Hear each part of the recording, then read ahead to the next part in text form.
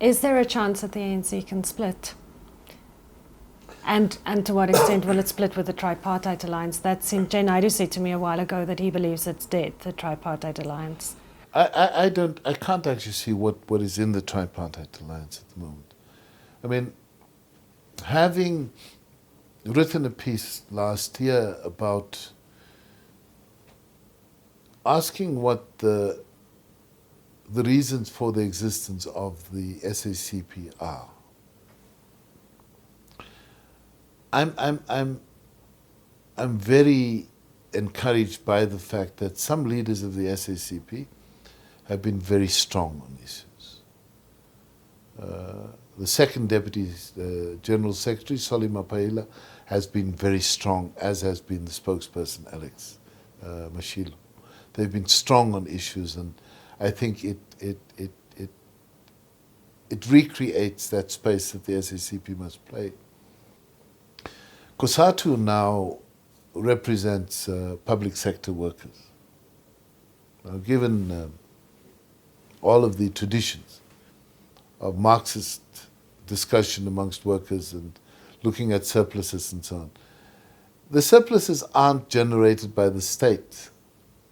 The surpluses are generated in the productivity cycles of the private sector. So the fact that you can have a trade union movement without the private sector or workers employed in the private sector seems to be laughable. And even where there are recommendations that aren't agreed with, like all of the components of the Tripartite Alliance have said, just remove Musebenzi Zwane. It is ignored.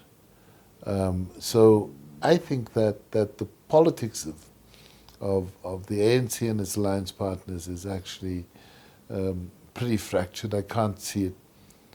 I mean, you can sort of pretend that the alliance is still something. You can even give time of your spare weekends to alliance summits and so on. It doesn't move the dial in any direction. One of the problems that we have, I think, is that too many people in the leadership of the ANC and to some extent the SACP are dependent on the largesse and patronage of the president for their day-to-day existence. So they don't have the critical faculty to disagree. And until such time as you actually can do that, I think you're not going to see any change.